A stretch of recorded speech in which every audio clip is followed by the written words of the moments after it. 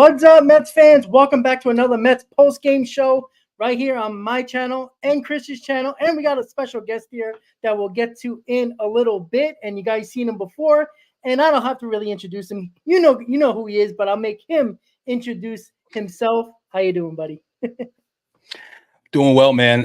Really thankful, and it's a pleasure to be on. But yeah, it's your boy Nick, one member of the He Did This to Me podcast, and really excited to talk some Mets with you guys today. Absolutely. So make sure you follow him and just make sure you listen to him because he knows his shit. Just all I had to say, because a lot of people like, I know this guy. I like this guy. Who is it? And then if you watch Chris's channel, you know who he is. So I do appreciate you coming on and popping on the post game. And it's a little different post game with 3 people. So it's going to be very fun to communicate with each other about this sweep of the Nationals. Mets win 7-0, even though Ottavino just did not want the game to end. He really made it interesting. Almost 30 pitches in the 9th inning, but the Mets win 7-0. 2 games on the over 500. Excuse me. And Chris said it in the chat. We hold a wild card spot now, guys. It took this long, but we held a wild card spot. Chris, how you doing, buddy?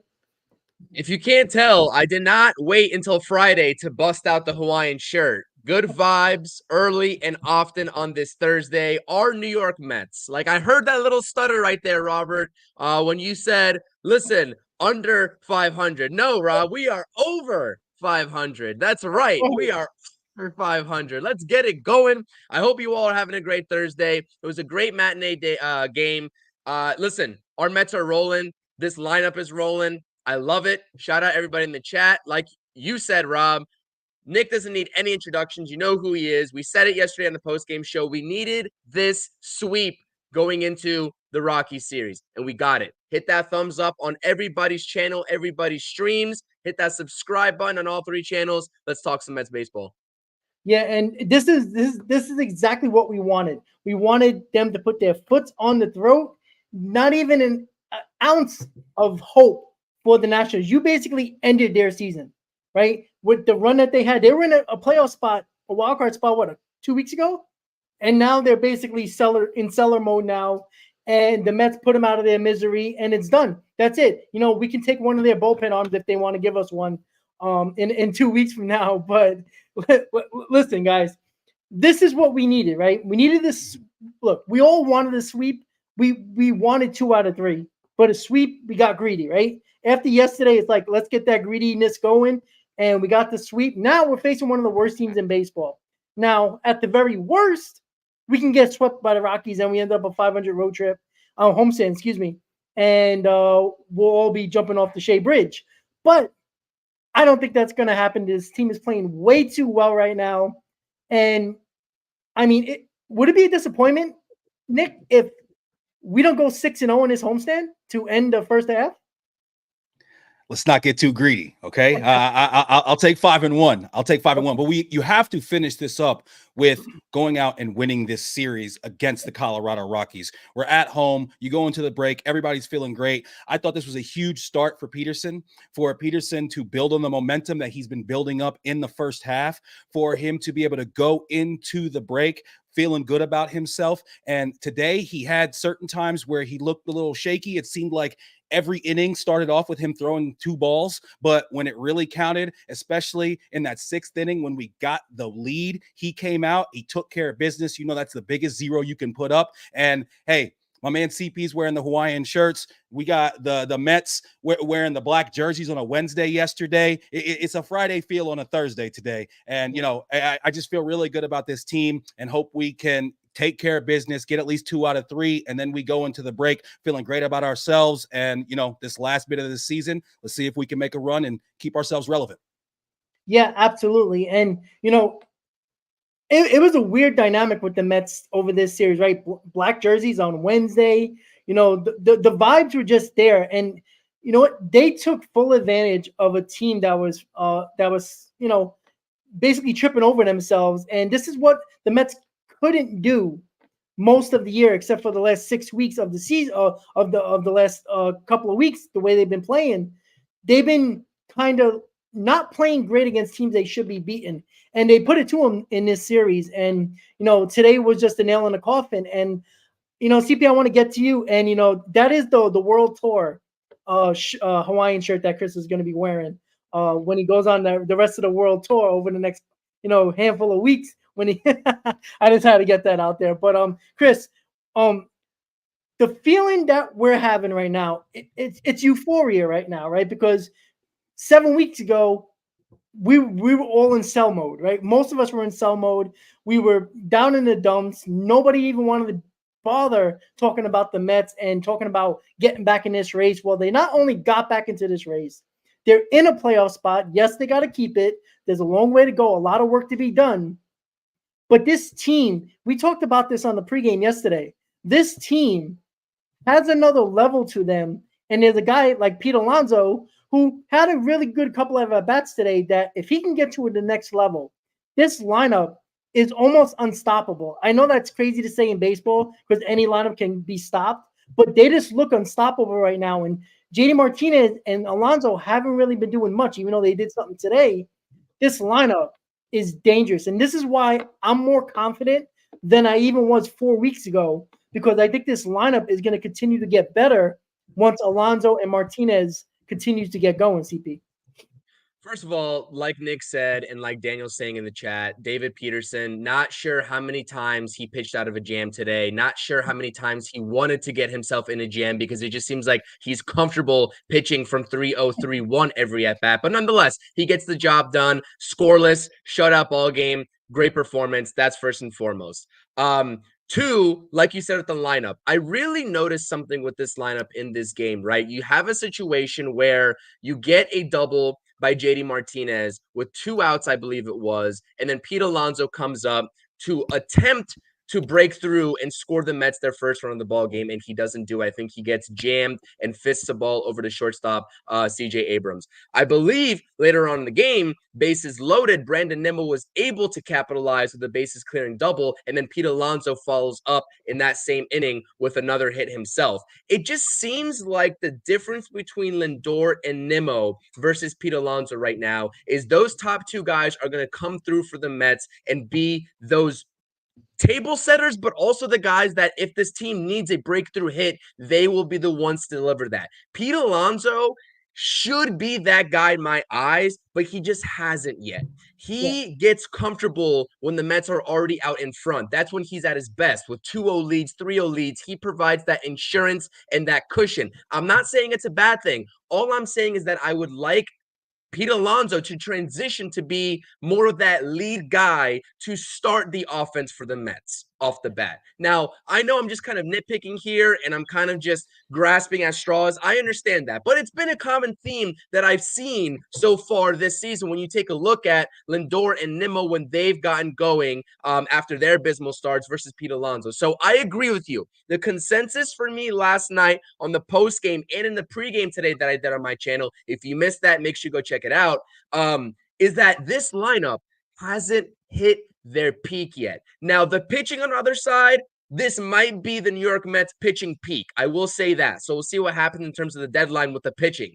That's what I'll say. But this lineup, you look at Jeff McNeil and Pete Alonso. Obviously, Jose Iglesias had 3 hits yesterday, feeling under the weather. Everyone was wondering where he was at in this game. Ends up he's sick, right? Which is actually crazy how much energy he showed last night while playing under the weather and needs an IV after last night's game. But nonetheless, I 100% agree with you. I like the at-bats that these guys are taking right now. They are being selectively aggressive. Brandon Nimmo, Francisco Lindor trying to take a page out of Brandon Nimmo's book by taking an absolute daddy hack on 3-0 today. That's the type of situational hitting.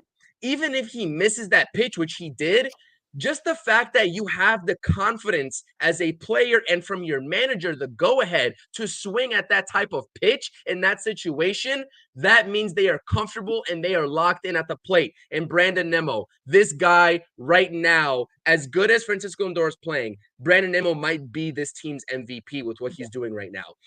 Setting the table, providing the runs, then the runs batted in, leads the Mets in RBIs. And I just don't know what to say about this lineup anymore. There's really not a single player that you can nitpick at, even Jeff McNeil at this point, that is not at least taking good at bats. Jeff McNeil had an at bat today, 10, 11 pitches off Mackenzie Gore. We know he sees Mackenzie Gore very well, was 7 of 9 against Gore in his career coming in. Like, there's nothing that I'm really worried about in looking at the processes with this lineup. Now, I will say, let me set my expectations and temper them a little bit, because right now what we're seeing, we could see a whole different team come the second half. Baseball is a game of slumps, and they switch up just like this. And we've seen that with this Mets team so far this season. So I'm going to ride the wave right now. All of us should be riding the wave right now. We should expect these type of at-bats. But when they hit a slump, which it is inevitable, these teams will hit slumps, and it will happen again for the New York Mets.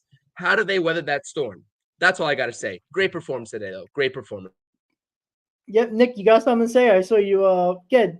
Well, the thing is that, we are going to hit slumps. And the reason that this lineup is, as Rob says, is unstoppable is the fact that certain guys can be having a downtime and the other guys pick it up. We know that JD was the one that kind of got this whole thing started, this renaissance, when he started to really get into that 3 spot, which I had called for, and he started to rake, right? So he gets to the three spot, starts to rake. He's been terrible these last week and a half. And when you watch him, he looks like he's so locked in and has such a game plan. When he's up there and he's looking at strike 3 going straight down the middle, it's almost confusing to watch. But then you see yesterday and today, he's now starting to come around. I'm a firm believer that Pete is going to get hot in the second half. Unlike David Wright, he usually springboards off of the home run derby. So maybe he gets right. He gets out there. He does that. He gets a pitcher that's not throwing him slide pieces, and he can have a nice performance in the derby and get hot for the second half. And, at the end of, don't forget, we still got Marte coming back. Okay. And Marte was hitting the ball. He was like he's top 5 in line drive rate in the MLB. When he went down, needs to make sure that he gets to some of those bloopers in right field. But once he gets back, the lineup gets even deeper. And that's the thing that I look for with this team when it comes to whether or not a lineup can be unstoppable. Because I know I saw some people coming at you, Rob, for that comment, in the comments. And at the end of the day, it's baseball, man. No lineup is unstoppable. We all know, we all understand. It's the if you're 3 times out of 10, you're a Hall of Famer. It's a hard thing to do. So guys are going to go up and down. But when you have that deep lineup, they can protect each other, and we don't go those long stretches where we just can't score runs. Brandon Nimmo, I mean, this is the other question. Jeremy Barnes, does he have to get a little bit of credit? Does he have to get a little bit of credit at this point? Because a lot of guys like me had a lot to say about him earlier on in the season, and he's been working with Nimmo for the last 3 years to turn him from an on-base machine into a run-producing machine. And the old Nimmo, he takes that pitch. He takes that pitch, that 1-0 pitch, because at that point, Gore was having a hard time throwing strikes, and the old Nimmo would have a mindset of, we need to make this guy at least throw a strike. The new Nimmo, he knows that this guy needs to throw a strike right now, and I'm going to drive this ball into the opposite field gap and clear the bases. And that is him going from that hitter to this hitter. It totally changes this entire lineup and this entire team. So I got to ask you guys, is it time to give Barnes a little bit of love? Yeah, it is. Absolutely to me. Rob, I've been preaching this in terms of what Nick just said. And hitters counts. I don't care what the situation is. You swing at strikes and good things will follow. 1-0, 2-0, doesn't matter. Even 0-0. JD Martinez got an 0-0 base knock today. Absolutely. I really do think the narrative changes now. Obviously, there are some sort of conspiracies out there in terms of the philosophical differences between Jeremy Barnes and Eric Chavez, which I won't go into a deep hole about right now. But absolutely, I will say the Mets offense changed last year to focus a little bit more on power, and the results didn't follow in terms of the wins and losses. And everybody was like, wow, we need Eric Chavez back. We need Eric Chavez back, etc. Now they are co-hitting coaches, and you're starting to see a little bit of a blend between the two, a little bit of a mix. And I really do think that maybe it's taken a couple of months to figure out the different roles. I'm not exactly sure which hitting coach is working with which player, if they have a split up assignment or all players are going to both of them. But right now, whatever's happening is working. And I really do think if we were taking credit away from the hitting coaches for the lack of success, I do think that we need to start giving credit where credit's due just a little bit. I won't give them too much credit, but I think a little bit credit is deserving to go right back. Yeah, absolutely. And Chris, we've done a ton of shows early in the year, right? Every comment was fire Bonds, fire Chavez. Like, this team doesn't hit, right? They're well over. And listen, I was one of those people that thought this team didn't have the heart. Like, I'm not gonna lie, like, I was one of them. I think a lot of people believe that we didn't think they had the heart, and like the fight to come back and show something. And they went above and beyond. Now they got to finish the job, right? Because you can get there, you can get to a certain point where they are now in a playoff position.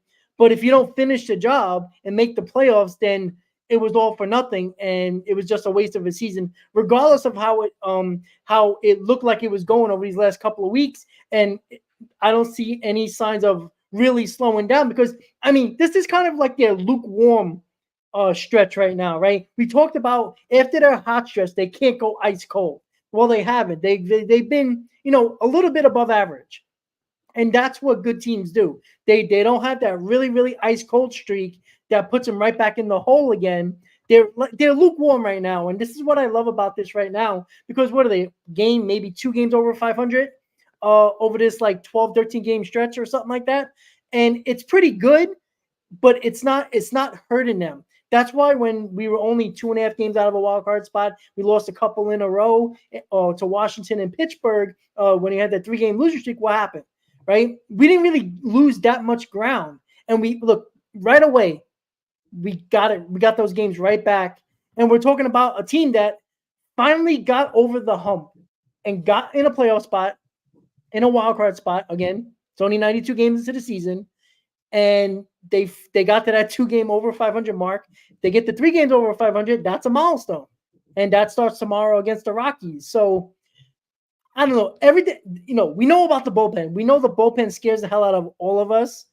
But despite the bullpen woes, they're still finding ways to win. If it's, look at Maton today. First time as a Met, we're in number 88. Did his job, right? And look at that curveball. That curveball is filthy. Nasty. Those 2 strikeouts, 1, 2, 3 in him. And then, Danny Young came in, struggled a little bit. Nunez came in, and then Ottavino, does what Ottavino does, make it interesting. But you could see Maton is going to be a guy that is going to be heavily used. I know that was reported that this was going to be the case. He's going to be the Reed Garrett he's going to get thrown out there like every single time he can. And you know what? If he can handle it, he's the veteran. He's been there before. And by the way, guys, that type of move that Stearns made for Maton, he has very good numbers in the playoffs, and most of it's with the Astros. So that's something to look at as well, going down the stretch, that he pitches in a lot of big games, and that can just help this team going forward, Chris. Rob, 2 things here. Absolutely 100% Phil Maton. We said it in the pregame, right, when the news dropped that the Mets had traded for Phil Maton, that this guy has great stuff. He is not a fireballer. He's not going to be throwing mid-90s. Hell, he doesn't even throw low 90s. He's a junk ball pitcher. But when the movement is on, we saw a tale of 2 halves in his season, maybe even 3/4 of the season versus the last 1/4 of the season for him in a Tampa Bay Rays uniform, where he, over the last 12 innings pitched, was electric before coming over to the Mets. And we saw the tip of the iceberg of what he can provide this bullpen today. That's first and foremost. I want to backtrack before I retract to the bullpen. Brandon Nimmo. I really don't think it's appreciated enough of how dynamic of a hitter Brandon Nimmo is. I will just say, I just took a look because I hadn't taken a look at what his OBP was. With Brandon Nimmo, and he was at the leadoff spot, drawing all those walks, getting on base when the power was down a little bit, everyone's like, listen, we don't need him to be a home run hitter. We need him to get on base. The OBP is high. It's fine, and we'll take it. Guess what? He's doing both now. He's got 15 home runs so far in the season. He's on track for 25 plus, and his OBP has not suffered. It's at 366, which is well above league average. I want to take a second to just appreciate how dynamic of a hitter he actually is, because I feel like it goes over a lot of people's heads. 2, yes, I do have my vacation shirt on. It's ready. It's locked. It's loaded. I appreciate Aaron and Oliver. And 3, thank you to Junior in the chat. Really good point about Reed Garrett. Was very scared that the diagnosis after further imaging was going to be that there was ligament damage to his elbow. It's only nerve inflammation instead, and Carlos Mendoza says this is good news. Did not see this clip from Carlos Mendoza, assuming it's a post-game sort of comment from Mendoza. Thank you for putting that in the chat. Really good news, because on the pregame today, on the postgame last night, I was very fearful that this might turn into something more with ligament damage and maybe a Tommy John in his future, a la Drew Smith that we saw with that forearm tightness earlier this season. So really good news on Reed Garrett. Listen, this bullpen is going to be plugging and playing. Phil Maton is not going to be the only bullpen acquisition the Mets bring in. The next one might come after the All-Star break. We don't know. But right now with the bullpen, the way it's set up, you got Phil Maton. He's going to come in for bulk innings. He's going to come in for really important innings. And you can't trust an Adam Ottavino, especially with what we saw today and what we've been seeing consistently from Adam Ottavino. Listen, this guy, there's really nothing else to say about Adam Ottavino. I know he preserved the shutout today, but when you go out there with a 7-run lead and load the bases and you struggle to find your command, and this isn't even in this situation. He's came in with 5 runs, a 5-run lead, a 7-run lead. We've tried him in higher leverage situations. Nothing is working for Adam Ottavino, and quite simple, with the Mets and the way they're positioned right now, every single game matters. And his replacement is going to be on the horizon sooner rather than later. I really do think that his time in New York is coming to a close, and I don't want to sort of dim the lights on the positivity of this postgame, but really, when you are the Mets, you don't have room for error, and right now, Adam Ottavino, there's just way too much room for error when he comes into the ballgame. I'm sorry. Yeah, absolutely. And again, Nick, I'm sorry. My 11-year-old, who is quite the softball player herself, she's a shortstop and she's a catcher and she's a number 3 hitter. She said it. She spoke for all of us Met fans when she looked at the screen and said, "Oh no, Ottavino." And he made it as hard as he possibly can, as he always does. You know, relievers coming in with leads and not throwing strikes is just something that I just can't handle. Keith would have been disgusted if he was on the broadcast today. Ottavino, I don't ever want to see that guy in a high leverage situation ever again. Yeah, it's funny because like he's not even getting put in high leverage situations anymore, and he's making it high leverage situations by the shitty performances, and it's crazy. I just, Nick, you're 100% true. I don't understand the mindset of having a big lead and like why throw anything else but fastballs? If they hit it over the wall, you tip your cap. You still got what, a 5-run lead, 6-run lead, 7-run lead? Like, who cares, right? Why did he stop throwing fastballs and Ottavino throwing sliders 40 feet high and wild pitches? Like, what are you doing? Like, it's not. Look, I'm not gonna say it's not that hard because look, that's a whole nother level that all of us wish we could have got to that point. But like, my God, like. Common sense. Like, you're a professional. You're a veteran, no less. Like, if this was a young kid, I'd get it. Nerves or whatever. But Ottavino, let's go. You've been booed before many times. Like, let's go. Grow a pair right now. I talked about this all the time. Like, step up. Like, this team is going to need you. Like, I don't know when, but they're going to need you. If he's going to be on this team, I don't know if he will or not. Maybe in a couple of weeks. I promise you.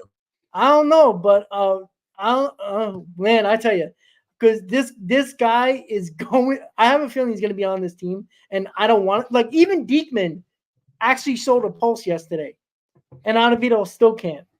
So it sucks. And by the way, that's good news with Reed Garrett. He'll probably be. I'm assuming just after the IL, he should be ready to go. Hopefully, if everything works out. So yeah, and to backtrack, Chris, about Brandon Nimmo.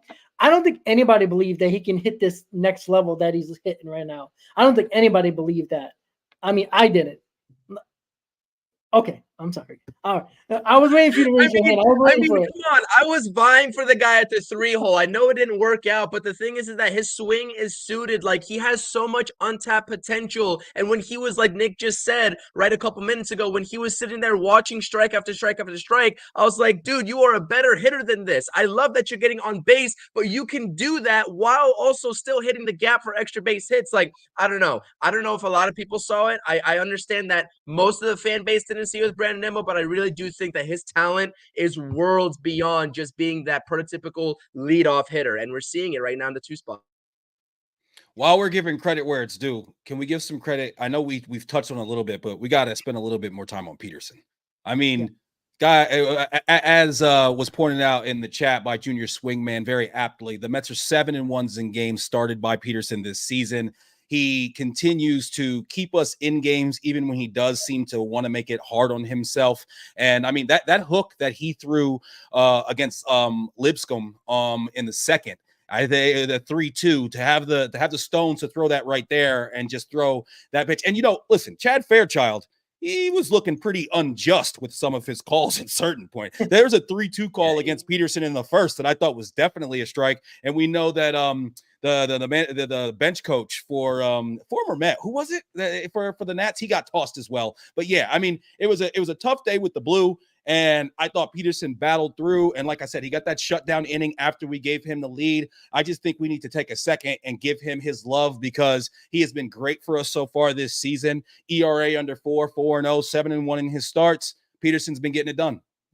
Yeah. And, ever since his coming back from injury, look, he's been a hell of a big help for this rotation. And, he came back in this rotation when Quintana wasn't pitching well, where Minaya couldn't get through can't get past the 5th inning, and Severino was the only one really pitching really well in this rotation, and everybody else, the McGills of the world were trying to, keep their head above water, and Peterson was the one that came in and kind of, calmed everything down a little bit. I know that's crazy to say because a lot of people didn't want David Peterson even on this team prior to the start of the season. So, that's an excellent point, Nick, when it comes to Peterson. He deserves it. And you said, what are they, 7-1, 7-0? That's 7-1. Yeah, that's really good right now. And that's what we need. We need quality starts. And he's been pitching a lot better than quality starts. And, he deserves all the credit in the world right now. But with this team right now, and I know everybody's excited, and obviously we got the Rockies next. Besides the bullpen, because everybody knows the bullpen's a concern. Everybody's gonna talk about whoever they want to talk about in the bullpen, who they want gone or who they want in there. Is there a concerning factor when it comes to the rotation or the lineup or even a manager? Are you concerned over these next, the second half with the lineup or the rotation or a manager? Nick, I'll start with you with that because, we know the bullpen's going to be hopefully fixed at the deadline, or at least try to get it fixed at the deadline. Are you concerned about anything going forward? It's crazy for me to say this, but I'm not super concerned about the lineup. Like I've said, I feel like the lineup is deep enough that if guys do go in some valleys, other guys will be peaking and we'll be able to keep our head above water. I love the fact that we've been tacking on runs late, especially when you have a shaky bullpen. That's extremely important.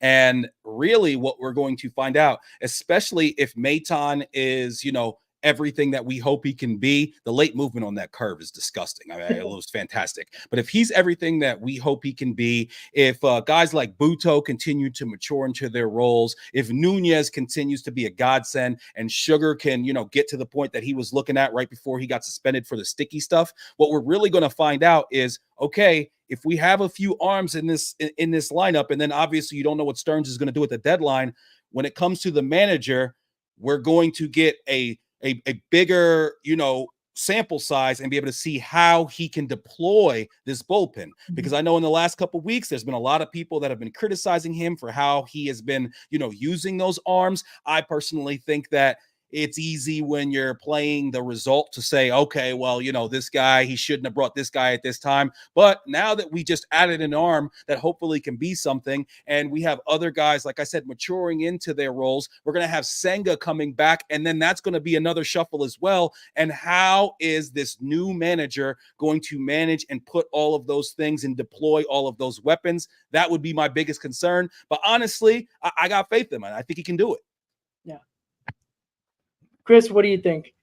My biggest concern is still the back end of the rotation. I'm not going to lie to you, because I see these starts like David Peterson, right, where he had a great start and he's had great starts ever since coming back. But you look at how he gets into these starts, right? A couple of things, maybe one or two things here and there that don't go his way, right, when he gets out of these jams. I mean, for crying out loud, runners on first and third with nobody outs and gets 3 straight strikeouts. Is he going to be able to do that consistently? So at some point, you have to think baseball is going to catch up to some of these pitchers that beat around the strike zone when it's a pitcher's count. Rob, how many times this season have we just urged and we're just pleading with these pitchers, as soon as you get to 0-2, 1-2, put the hitters away? We've seen it sometimes with Manaea, although he's been better. We've seen it with Peterson. We saw it even today with Peterson, even though he posted the shutout. Sometimes we've seen it with Luis Severino, as consistent as he's been. So I really do think that's always in the back of my mind. The rotation, for what it was coming into the season on paper, has outperformed and blew even my expectations away.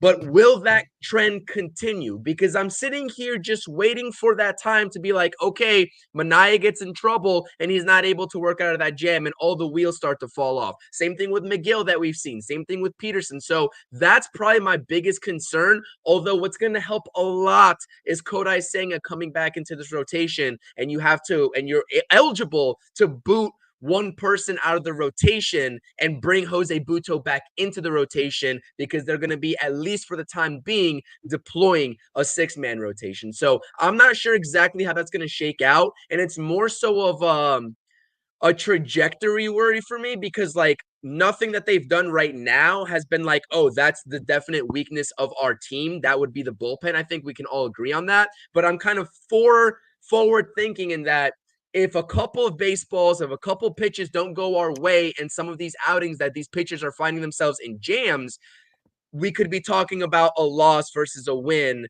especially in a game like today. If Peterson doesn't make a couple of those pitches, maybe he's out there for a little bit longer. Maybe he gives up 3 runs, 4 runs. And are we looking at the same ball game? So that's my concern. Would like to see how the Mets are going to mitigate that, whether they're just going to go the internal route. I don't see them adding any starting pitching from the deadline. That's just my initial thinking with all the personnel that they have within this organization, whether they're in the bullpen right now, whether they're starting, or whether they're in the minor leagues right now. But the bullpen is definitely going to need some help. So I would say the back end of the rotation, because I don't worry about Kodai Senga when he comes back. I don't worry about Luis Severino. I don't even worry about Christian Scott, to be honest, although I'm worried about how they're going to have to use him if he's on an innings limit.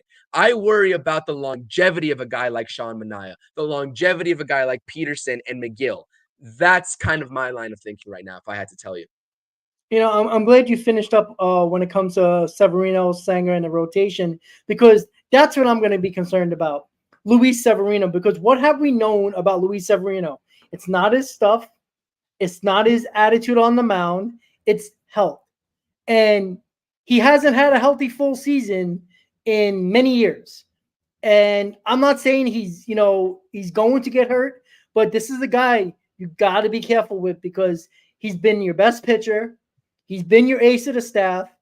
And me and CP, we were on this from the day one we signed him, when we both went live after the Mets signed him for $13 million, that this was a perfect signing for the Mets, a great signing for the Mets. He was going to bounce back big time after his terrible year last year, but it's health.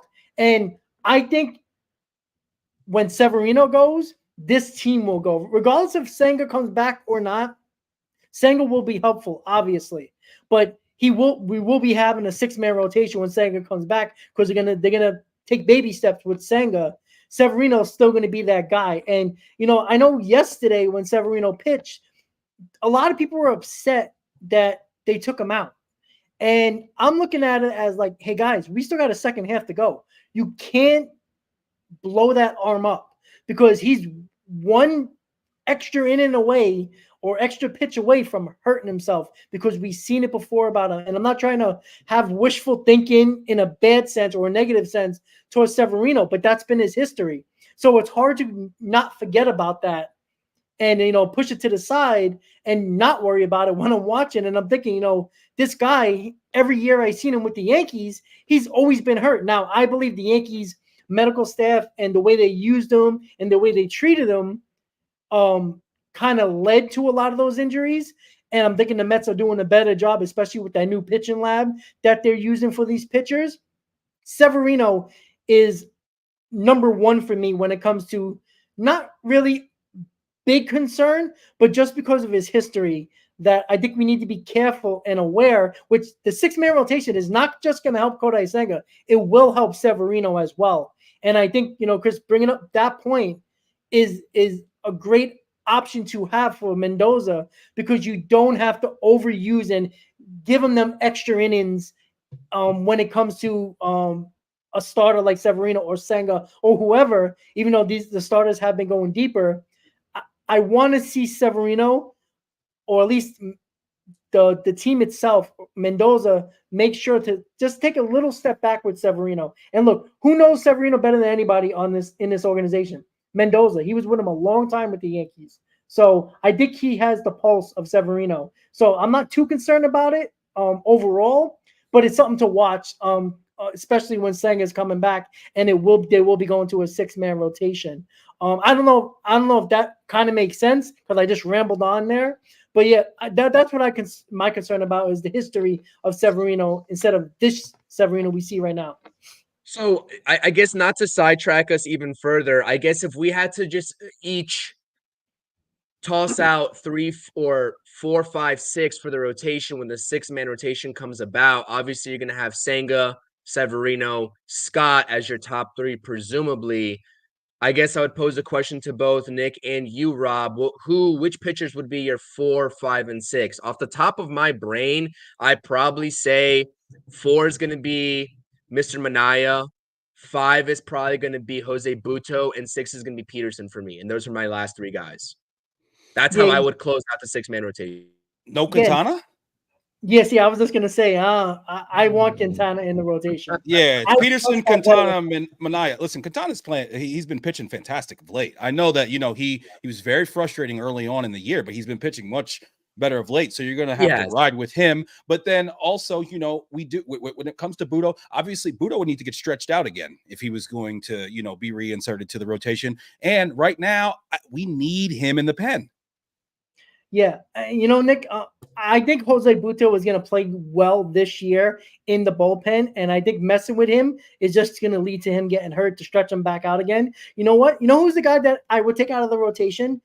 I would keep Quintana in, Sean Manaea, because I've seen him do it with the Giants, and he got better in the bullpen with the Giants, and he's done it before. Quintana, maybe the Mets do trade him, and that might be a addition by subtraction situation. I wouldn't do that. I'm glad Nick's shaking his head, because I know some people don't agree. But I know we had this. I know you're adding me right now, Rob. I know you're adding me. We had this conversation. I'm gonna have some time to rebuttal this. Yes. So the reason why I say that is because I don't know with Quintana, even though he's a longtime veteran, he's been a longtime veteran starter. Sean Manaea, at least I've seen him be in the bullpen very recently and performed well. And the Giants realized that to get him back on track, they put him in the bullpen, and he figured things out. So I think that he can transition mentally into a bullpen role as either a long man or even somebody to get a lefty out late in the game. If you're not going to trust Danny Young or Diekman, that's another option you can have as a lefty. And that's what I think. I tell you right now, Quintana, I want Quintana being one of the guys, if the Mets make the playoffs, to pitch in one of those postseason games.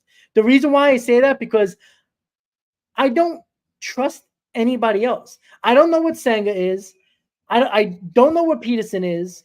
Maybe Severino. He hasn't been good in the playoffs mostly ever with the Yankees. He had great seasons, Cy Young type seasons, and performed badly in the playoffs. Now, I don't like to go back through history, but that's all we can work on right now. Quintana, I've known have done it before, and I trust a guy like that over a guy that in Sean Manaea that I think it's a hit or miss when it comes to the rotation. I'm not going to miss him, but I'd rather see him in a bullpen and not Quintana out of the rotation. Yeah, Chris. Quintana, listen, I got to give my flowers to Jose Quintana. He's been pitching absolutely well, 100%. There's nothing that you can take away from Jose Quintana. Now, the question with Sean Manaea here is, the first question ideally is, when you have this question, is, are you going to roll with 3 lefties in your rotation out of the 6? I'm not quite sure the Mets would do that, although I don't see any harm that it would pose. I just don't know if the Mets are going to do that, like historically speaking. But I agree with you. Sean Manaea would be a great option out of the pen. But the reason why I'd move him to the pen is not because he's not a capable starter. This guy has been putting together complete and quality starts as well. His ERA is at a 3.43. He's looked like a different version of himself as of recent as well. So the Mets are going to have a good problem in terms of making these decisions. Maybe Peterson is your odd man out, although he's been pitching well as well over the last couple of starts. So this is a great problem to have, but when you have a surplus of options, there's going to have to be an odd man out. And that's why a couple of weeks ago, when we were in this situation, maybe even it was like, 1.5, 2 weeks ago, we were having this conversation surrounding Manaea or Quintana. I said one of these guys with the surplus of starters that you have might end up being on the trade block, even if they are doing well, to try to maneuver and mold this rotation. Now, if you want to keep Buto in the bullpen, that's fine with me. I think he'll succeed no matter where he goes. I like what I saw and I've seen out of him in the rotation, but if they decide to keep him in the bullpen, I'm not mad about that. But I agree with you. There's going to have to be a lefty addition, whether it's outside the organization or whether it's internal. Obviously, Quintana is not going to be a candidate to go to the bullpen like a lot of people were sort of clamoring for way back when, before he actually started pitching competently. I think Sean Manaea is more of that type of guy, but this is going to be a very, very hard decision for David Stearns to make. And let's just hope they make the right ones, because one thing I don't want is people to get fooled by recency bias. And I'm not going to lie to you. That's all I'm going to say, is that there could be some recency bias with one or maybe even a couple of these guys. I will say the process of their starts and the quality of their starts have started to sort of get increasingly better. And Quintana's the vet. I agree with you. I'm still just a little bit wary on him going out there and being one of those playoff starters, like you said, Rob. I don't know if I'd hand them the ball in a 3-game set in a wild card series. I just don't know if I would. Yeah, well, it's going to come down to what Stearns is willing or is able to get in the bullpen at the trade deadline, right? If he can't get a lefty, well, it's kind of obvious it's going to be one of the lefties in a rotation to get bumped into the bullpen. And listen, I'm not going to disagree with David Stearns if he believes Quintana can go into the bullpen and do the job. I'm not. Look, would I be a little upset about it because I've been, on the side of Quintana being in this rotation? Yeah, absolutely. But it's hard to kill David Stearns when I know he knows what he's doing when it comes to trying to figure out the bullpen. No matter how many, he's been getting blows, uppercut swings left and right. Taking, jabs all over the place with this bullpen. And, to basically put it together with Elmer's glue, it's almost impossible to do. And he's trying to do it right now. But yet, look, one of these lefties are going to go into the pen. Like, who is that going to be? Who knows? Like, maybe it is recency bias when it comes to that moment in time, right? If Quintana and Manaea are pitching better than Peterson's going to go to the bullpen. I think whatever pitcher is not doing as well is going to head to the bullpen. Maybe, I guess that's kind of like a everyone's right scenario where Chris is right, Nick is right, I'm right, and it seems like whoever's pitching the worst, even if everybody's pitching well, is going to end up in the bullpen. Yeah, Chris, I'm sorry. So then a lot of people talking about a lefty out of the bullpen or a lefty bullpen option at the deadline that this team needs. So then would you just say internally solve the lefty and then just try to replace Adam Ottavino with an external option as a righty? Is that what you would go? Is that the route you would take?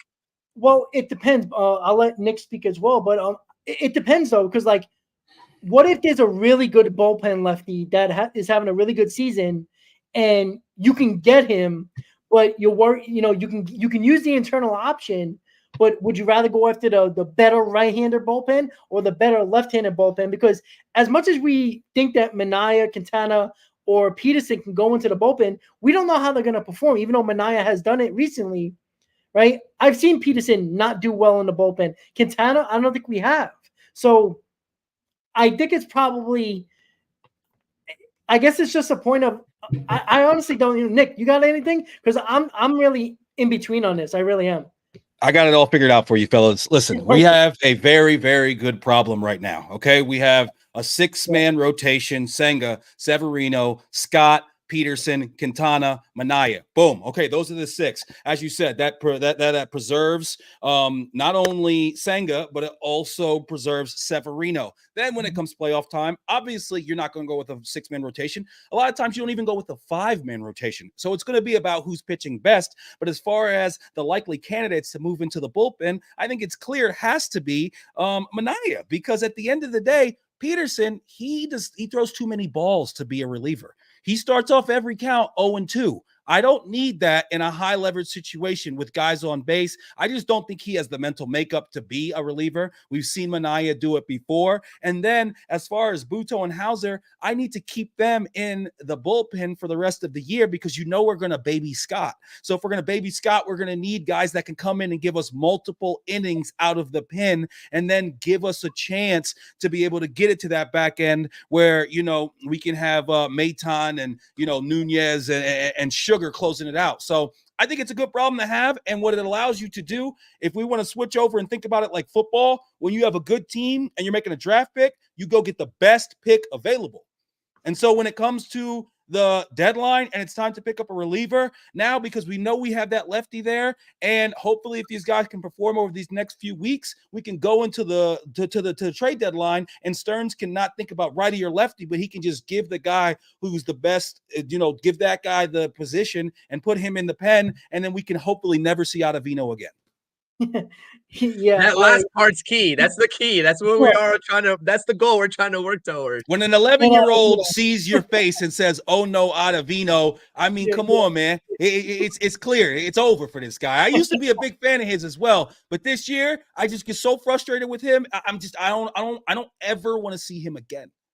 Yeah, absolutely. And Easy is talking about Manaea walks a lot of guys too. Yeah, but as a starter, I've seen him go with the Giants, and he had an outstanding almost month and a half, almost 2 in the bullpen for the Giants. So that's the reason. Look, I think Quintana can adjust, but I don't know. I'd rather go Manaea. If there was an option for those 2 guys, I'd rather see Manaea, because I could see Quintana going 7 innings, more often than Sean Manaea. I think Manaea is the guy that throws a lot of pitches, is more of a 5-6 inning guy. If Quintana is on, he can throw you 7, the occasional 8th inning, 8 innings. And I think that's something that I think Quintana can always, come up and show up in a game. I don't know if Manaea can do that. And I think he would be the better option. But yeah, look, it's a great problem to have. Like Nick said, it's a great problem. Easy. I'm sorry, not Easy. I'm sorry. There's somebody else. Yeah, David brought it up, and I'm glad he did, about Luis Torrens. How good has Luis Torrens been? Like we got him from the Yankees off of waivers, and this guy has basically turned the backup catcher role as like a 10th starter in the lineup. Like He's this guy, it's not even losing anything. We're not losing anything defensively.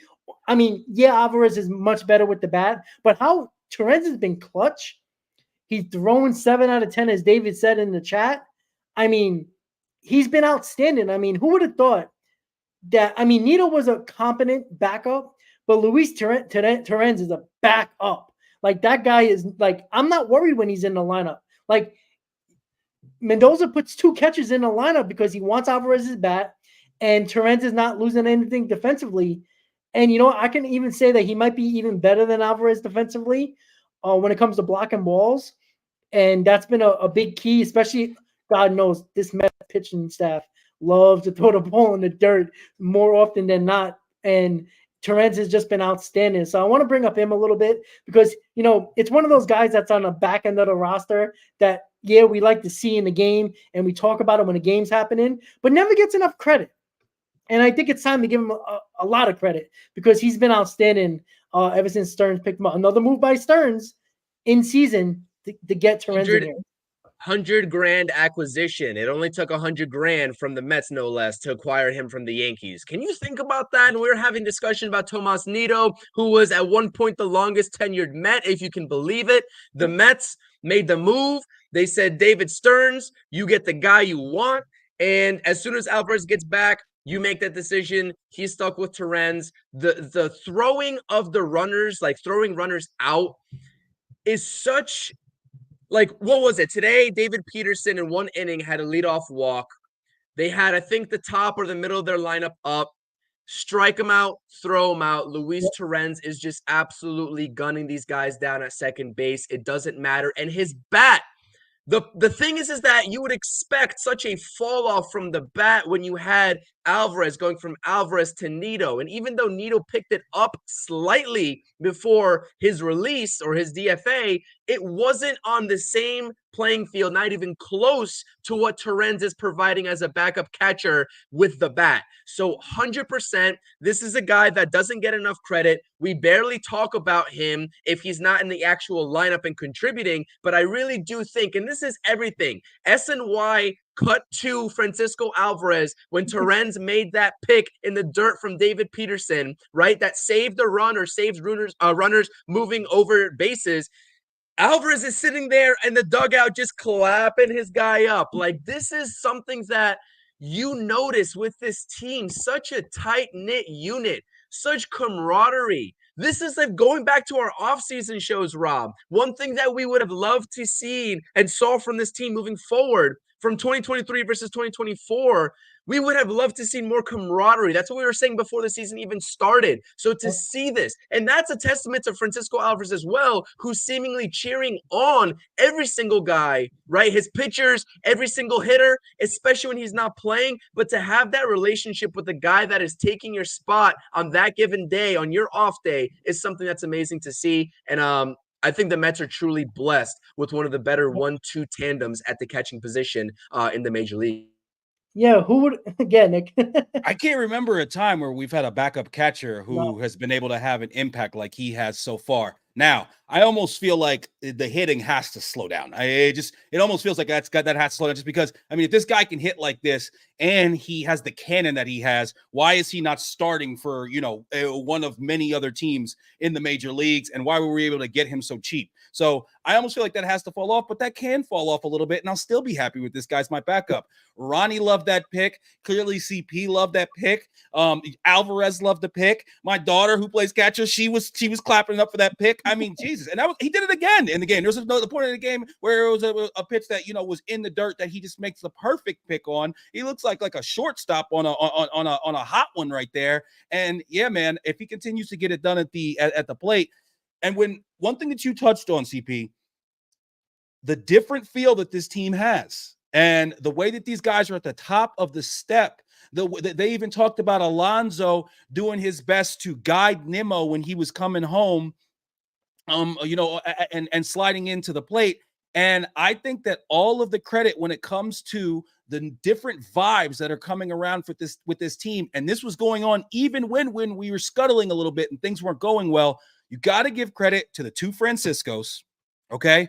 Lindor, he has a great mindset. You can see it. He exudes it. But guys talk about it. Even in these last couple years where things didn't end up well, or we just had an overall bad season, Lindor still continues to keep that overall positive mindset, it seems like. And Mendoza, everybody talked about it. And somehow, some way, you can see it throughout this team. And obviously, since Alvarez has come back from the IL and he's come back with his youthful enthusiasm and what he's done at the plate and behind the plate have been fantastic as well. But you got to give the two Franciscos and Mendoza all of the credit when it comes to the vibes, when it comes with this team this year. And we've seen it before. We've seen it before when it wasn't right. And you can't always exactly put your finger on it. It's not something that's always quantifiable, but anybody who watches this team this year knows that there is a different feeling around the whole squad. And, Mendoza and, really all of the guys, including guys like JD Martinez and whatnot, they're holding each other accountable. They really seem like they're pulling for one another. And it's been really, really fun to watch. Even when the team's not doing well, as long as they play the game the right way and they seem like they really want to win every day and they want to pull for each other, that's always something I can get behind. Hey, listen, hold on. You all know that Nick and I do Knicks post games as well when it's Knicks time. I know I might be out of line when I say this, but we're on the topic of Luis Torrens, and you talk about a tandem right there. Like, is this guy the New York Mets version of Isaiah Hartenstein in the production in terms of being a backup? I like I it. don't know. It's a I like miniature version. I'm a little bit out of line, but I'm like making that comparison. I like it's it. kind of crazy to me. There's a lot of comparisons, and like I've said to you before, Alvarez is our OG. The lineup, the overall record with them in is much better than with not. It's the exact, like the percentages were actually very eerily similar at one part. And, what he can give you on the defensive end and the savant that he is, because it's not like he's got an arm like Torrens. And it's not like, he's the greatest at blocking the ball, but he does all of those things just right. And he has this ability I've found when I see sometimes when a pitcher needs a kick in the ass. I see sometimes when a pitcher needs a pat on the butt, and for him to just laugh and act like it's no big deal. Whatever the case may be, he's locked in. Even when I've seen like when the pitch clock is low and he looks up at the pitcher and says, "Come on, let's go." He's locked in. And remember the vibes around this team last year when we had Max Scherzer and we had all these huge, great names with these big personalities. And a lot of people were talking about how toxic that clubhouse was. And in just a small amount of time, it's totally switched. And we're very, very lucky that, we get to be Mets fans and that we got this going right now. What we need to do, avoid the 2-8, 0-7, tread water, knock out another 7-game win streak, and then just continue to stack. And if we can finish the season, 7 to 10 games over 500, we get into the playoffs. And as we know, when it comes to baseball, once you get into the dance, anything can happen. Yeah. And, Nick, you said what? 7 to 10 games over 500. My preseason prediction was 87 wins. So I'm on board with that right now. I look like a damn genius if that happens. But look, all it took was a purple character from McDonald's and Grimace, Candelita with "Oh My God," a journeyman in Jose Iglesias coming in and changing the vibes around the clubhouse. I mean, the OMG sign is everywhere now. Grimace kind of died down a little bit. OMG took over, but who cares? Like, it's just whatever it is, it's just exactly. It's just working, and I love it. And listen, why not have another 5 days in Flushing?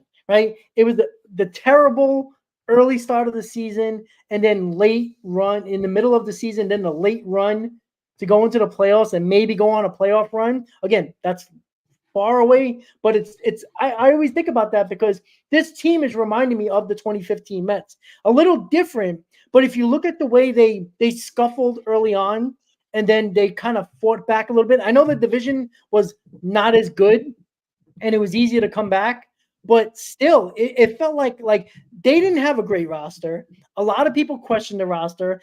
Sandy Alderson, prior to that season, said that 2016 is going to be our year. This is all we heard this whole offseason was 2025 is going to be the year.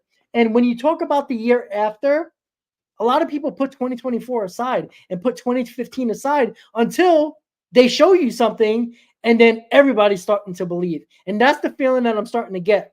Right? When the Kelly Johnson trade happened, and Juan Uribe trade happened, Tyler Clippard, Addison Reed, when those trades start to happen, and maybe that will happen at the deadline in a different sense when it comes to probably more bullpen than offensive help. If you get that confidence and the organization shows the confidence of getting guys to help this team, then the team starts saying, hey, this organization believes in us. They didn't believe in us in the beginning. We all knew that because they said it. Right? Stern said it many times. This team has to show something. These players have to show something. I'm not going to make moves if you don't prove it to me. Well, Stern sees right now that this team is proven to him, at least at this moment, a couple of games before the All-Star break and 2 weeks before the deadline, that they're in this. And I think it goes a long way when a team and players sees the organization believes in them as well and brings them reinforcements. That goes a long way in the clubhouse. And don't take that lightly because we've seen it before as Met fans. It took one guy in Yoenis Cespedes to change an entire lineup that had Eric Campbell cleaning up the first half of the season. That's amazing.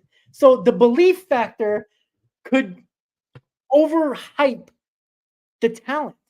Like even and this talent, trust me, we all know this. I'm not breaking any news here. This roster is 10 times better than the 2015 roster.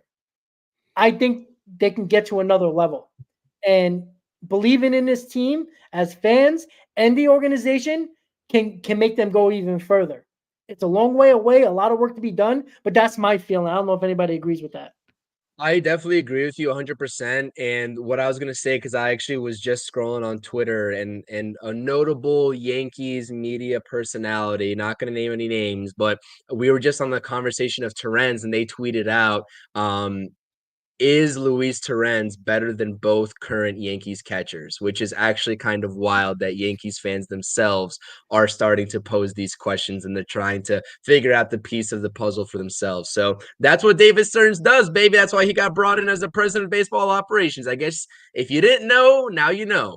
And you know what? It's a great vibes all around, honestly. Ricardo asked about maybe a bench bat to replace Stewart. Nick, I know you said in the chat Starling Marte, who is obviously still coming back from the injury. We don't know exactly what his status is, although I think they said that he's progressing. We don't know what the word progressing really means in terms of the Mets definition, but whatever. I think if you're looking for a lefty bat specifically, that's where it's going to have to be if you bring a bench bat in. I don't know if the Nats become sellers. Give me a Jesse Winker. I mean, I'd take him over DJ Stewart. I don't know. Like anybody probably is going to be better than DJ Stewart as a lefty bat. You have Drew Gilbert, who is actually making his rehab start today. First time in a couple of months. That could be up in a couple of months. I don't know. Like there's a lot of revolving doors about what the Mets can possibly do at the end of the bench. I wouldn't say it's nitpicking, but that's not my first concern to address your question, Ricardo, with this Mets team. Like I'm not really worried about who's going to round out this roster in terms of being that bench bat. Although I do think that anybody would be an upgrade over DJ Stewart. But no, Rob, 100% agree. This roster is definitely better than that roster. We'll see who David Stearns continues to bring in to solidify this this team, because I really do think that this team is rolling, no doubt. But I think that there's more to be unlocked here. And you start getting greedy. And I don't want to get ahead of myself. We're one game at a time here.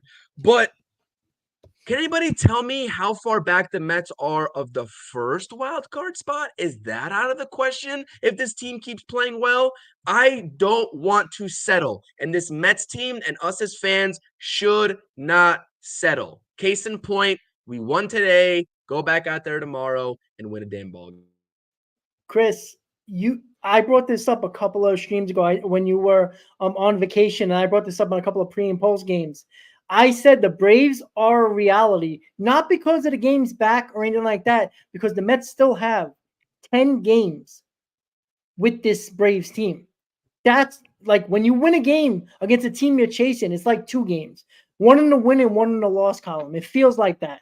And that's why I said the Braves are not out of the picture when it comes to the first wild card. I know that's wishful thinking, but what are we, 4 games? 4.5. 4.5 out of the first wild card? We played the Braves not too long after the All-Star break. That series is going to be insane and so important because you take 2 out of 3 against the Braves. Guess where you are? You're right there, up, right behind them, right at them. And you know what? Now they're starting to sweat for once, not the Mets and the other way around. Let's do a 2022 to them wild card edition. How about that? That's what I want to see because this is how good this team has been. 11 games under, the 2 games over. And we all know they have a lot of work to do. It's not, look, you have to finish the job, right? You can't go on this run, have a little bit of fun in the middle of the year and then fall apart. And then nobody's going to care, right? Nobody cared about 2022, how great of a season it was when you lost the division and you embarrassed yourself in the walk-around round against the Padres. So we'll see.